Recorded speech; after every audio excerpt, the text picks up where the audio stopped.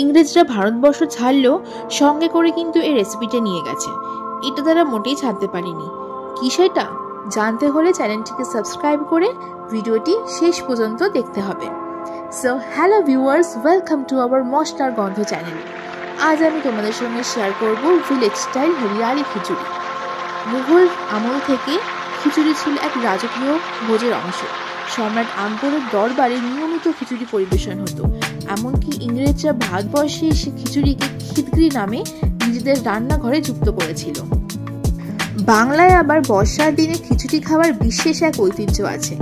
বাইরে টুপটাপ বৃষ্টি, ঘরে খিচুড়ি, বেগুন ভাজা, ইলিশ মাছ ভাজা, উফ, যেন আলাদাই একটা আনন্দ। দিনটি ছিল শুক্রবার। সারাদিন খটখটে রোদের পর সন্ধে একটু টুপটাপ বৃষ্টি নামলো। আর বৃষ্টি নামতে না নামতেই আমার বড়মশাইয়ের ইচ্ছা হলো একটু খিচুড়ি খাবার। তাই তার কথা মতন ফ্রিজে যা যা সবজি ছিল সব নামিয়ে আমি কাটতে শুরু করলাম।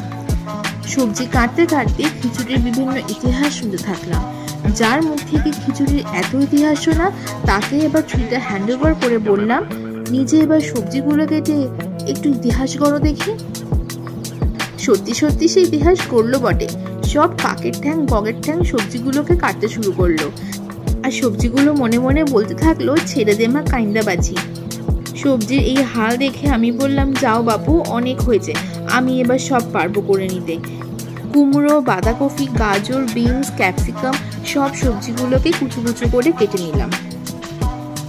তারপর সবজিগুলোকে ভালো করে ধুয়ে কড়াইয়ে তেল গরম করে এগুলোকে একটু নুন দিয়ে হালকা একটু সেদ্ধ করতে বসে দিলাম। আর পাশে এখানে আমি 4 রকমের ডাল ইউজ করেছি: ছোলার ডাল, মটর ডাল, মুগের ডাল আর মসুর ডাল। ডাল সেদ্ধ হয়ে এলে আদার পেস্ট দিয়ে ভাজা সবজিগুলোকে এবার খিচুড়ির মধ্যে দিয়ে দেবো। খিচুড়িতে এখানে হলুদ, লঙ্কার গুঁড়ো, জিরের গুঁড়ো আর একটা স্পেশাল ভাজা মশলা এখানে ইউজ করা হয়েছে। আমার নেক্সট ভিডিওতে সেই স্পেশাল মশলার ভিডিওটি খুব তাড়াতাড়ি আসছে। অবশ্যই স্বাদমতো নুন আর ঘি দিয়ে পরিবেশন করলাম গরম গরম বৃষ্টির দিনের হরিয়ালি খিচুড়ি।